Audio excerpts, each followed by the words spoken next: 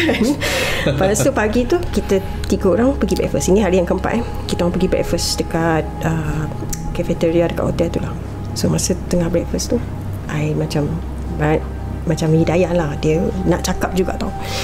Dia kata, Kak, I think there's something dekat sini. Dia kata dia tak boleh nampak tapi she can feel it. Dia kata I think there's something strange dekat sini kan. Lepas tu masa kita orang tengah sembang-sembang tu, pekerja hotel tu kan tengah lalu lalang, tengah hidang makanan kan. So dia macam dengar kita orang sembang macam you know, macam dia tahu macam dia tahu kan. Lepas tu I macam tengah Hidayah cakap ni, I tengok dekat dalam cafeteria dia macam ni tau. This is like open coffee punya places tu kan. And then dia ada macam satu room, macam aircon room, you know, like macam ada section macam tu. I saw like satu old man, lelaki tua ni duduk kat meja tu. I perasan tiap-tiap pagi I nampak lelaki tu duduk kat situ. Tapi hari tu bila I nampak dia lelaki, tiba-tiba old man ni kan, dia tengah duduk kat meja makan ni, tiba-tiba dia macam collapse. Dia macam dia rebah kat meja tu. And then masa tu I panggil pekerja tu, cuba tengok kat bilik tu, ada lelaki tu pengsan ke apa. I macam cakap kat dia lah. Lepas tu dia kata, mana? Tak adalah, dia kata. I macam apa aku nampak ni kan. Aduh, dah lah, semalam dah nampak dia perempuan tu, hari ni nampak lelaki. Betul, I tanya dengan Hidayah dengan Amy, you nampak tak lelaki tu? Dia kata tak nampak. Masa tengah cakap-cakap tu, kita orang macam three of us like macam I saw dia rasa macam ada benda lah. Macam Amy kata, I pun rasa macam ada something strange lah dekat hotel ni kan. Masa tu I tak puas hati. So I cakap dengan dia dua orang, kita tukar bilik lah. Sebab malam ni malam last kita tau. So kita tukar bilik je lah, I kata. Mungkin bilik tu lah, I kata. Tapi Amy kata, no, I rasa tempat ni lah. Dia kata macam tu tau. Tengah-tengah kita argue tu. So I macam terus panggil pekerja situ. I ask him, I said, kalau I nak tukar bilik, I kena jumpa your manager. Tapi sebenarnya memang I nak jumpa manager dia tau. So I kata, I nak jumpa your manager lah. I kata, no, manager sibuk. Dia kata, akak nak tukar bilik cannot. Sebab ni dah hari macam esok last day dah kan. So dia kata tak boleh tukar. Lepas tu kata, I tanya dia, do you know anything tak about this hotel? Dia cakap dia, how long have you worked here? I tanya dia tau. Lepas tu dia kata, no, I don't know. Dia tak nak jawab tau. He try to ignore me lah. Tapi I macam tak puas hati. I nak juga jumpa manager dia. I nak juga jumpa manager dia. So tengah hari tu, masa kita orang tengah lunch, sekali lagi I jumpa that staff. I tanya dia lagi, I want to see your manager. So ada tak yang event manager you yang jaga kita orang punya event ni? I nak jumpa dia, kata. Lepas tu dia kata, tak boleh kak, dia sibuk. I don't care, kata. Kita dah bagi you sale kan, duduk kat sini. So you kena entertain I lah. I want to see your manager. Lepas tu dia kata, okay, manager boleh jumpa tapi after lunch, lepas pukul 2. Okay, I suruh Amy dengan Hidayah masuk kelas. Lepas tu I jumpa manager dia. So masa tu I jumpa manager dia, he was like so calm. Dia kata, ya puan, macam ada apa-apa ke? Tak kena puan, you know, like macam dia macam saja je dah buka the conversation kan. So I masa tu macam kita tengah, dia bukan marah tau, macam I was curious, I want to know, macam kita nak tahu kan. Lepas tu I ajak dia duduk dekat coffee shop, dekat coffee house hotel tu. Saya tengah duduk dengan dia. So I cakap ni, ada apa-apa ke? Puan nak komplain? Dia cakap macam tu. Makanan okey, semua tanya. Biasalah dia tanya all the basic question. I said no, nothing to do with it. I want to ask you something. I kata, I see something. I cakap macam tu. I see something. I cakap. Terus dia cakap. Lepas tu dia kata, you nampak apa? Dia tanya. Lepas tu I cakap kat dia, I nampak perempuan macam Chinese look, rambut panjang. Lepas tu dia tanya, puan nampak kat mana?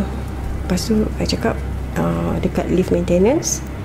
Lepas tu I cakap lah bilik kita orang kan. Lepas tu dia tanya, puan punya bilik tingkat berapa? Tingkat 6. And then muka dia dah macam something tau. Macam I kata. Lepas tu I cakap kat dia, masa hari I sampai, one of my colleagues said macam something, macam ada sesuatu lah dekat tingkat 6 tu. I want to know, I cakap kat dia kan. Sebab bila I cakap dengan you tingkat 6 pun, you pun macam buat your, you know, like macam dia punya expression muka tu macam like he know something tau. So I tanya dia, I want to know. So dia bagi tahu, dia kata yang dekat tingkat 6 tu, dekat tak jauh daripada your bilik, dia kata dekat kira macam belakang lift tu kan, kat sini lift yang main, the main lift lah. So dia kata dekat lobby tu, dekat bilik yang belakang that lobby, dulu dia kata ada Chinese lady, she's a mistress. Lepas tu boyfriend dia tak nak kahwin dengan dia, and then she commit suicide. Lepas tu dia ada tulis satu macam suicide letter kan, dia tinggal dalam bilik tu. Kemudian dia makan pil tidur banyak, and then she buka the bathtub, dia drown herself. Drown herself.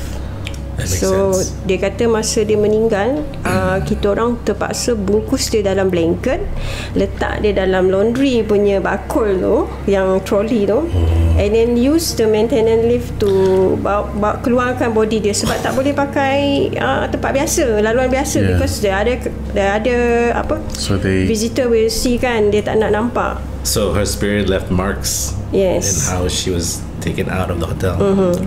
And then dia kata, Kesian. Puan nampak dia pakai baju apa? Dia tanya I kata I nampak dia pakai baju merah.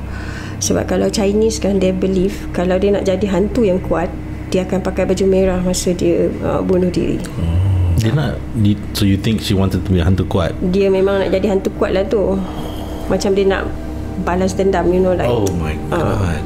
So dia kata kita dekat hotel ni, kita dah cuba, you know, like macam pasang the joystick, semayang semua nak halau, tapi memang tingkat 6 tu memang selalu orang akan kena ganggu dengan dia. Sama ada macam you heard someone knocking your door, ataupun you nampak macam perempuan, dia kata macam-macam lah. Lepas tu dia tanya dia, how about the old man? Lepas tu dia tanya, you nampak kat mana old man tu? I cakap dekat cafeteria, because I saw the old man macam collapse tau, I kata, dekat meja tu. And then brother tu pun macam, you see things lah, dia cakap macam tu tau. I cakap kat dia, I kata, yelah, I kata I selalu nampak that old man kan, masa setiap kali makan kan, I kata waktu maghrib je I nampak dia. Dia kata dekat bilik tu dulu ada seorang kira macam customer, dia makan kat situ dengan family dia, tiba-tiba dia kena heart attack, dia meninggal kat meja makan. So that's another spirit lah yang macam serendet juga kan. Lepas tu dia tanya lagi, apa lagi? Dia tanya macam tu tau, apa Dia lagi? pula curious. Dia pula curious kan, apa lagi? Dia kata, sebab dia kata dia macam dia nak tahu jugalah kan, sebab dia kerja kat situ kan. I cakap kat dia, dekat depan dia macam pool or something, dekat luar daripada bilik makan tu ada macam padang tau. I kata dekat pokok tu I selalu nampak macam ramai je macam parti kat situ kan, dia kata. Dia kata tu some of the entity yang ada dekat hotel ni yang kita suruh, you know, lepak dekat luar tu, dia kata. Wow. So dia cakap macam tu. So dia kata because it's so many, so some of it dia kata dia pindahkan dekat tempat yang I nampak tu, yang dekat luar daripada tempat makan tu. So you memang nampak ada parti lah. Ada macam parti lah ada orang kat situ. Oh my god. Aduh. What? So but did you mention to him about the shadow yang duk lompat-lompat? I bagi tahu juga. So dia kata according to him lah, kalau you Google pun about this hotel, I just mention lah because this hotel dah close dah pun. Okay. So kalau you Google Casuarina Inn, so there's a lot of ghost story dekat hotel. I didn't know about it. I only know lepas your kejadian tu, experience. lepas we experience tu, then only I know. Casuarina ini dulu dia adalah rumah rehat untuk tentera British. Of course. So and then lepas merdeka, so the kerajaan negeri take over and buat jadi hotel lah. Tapi hotel ni memang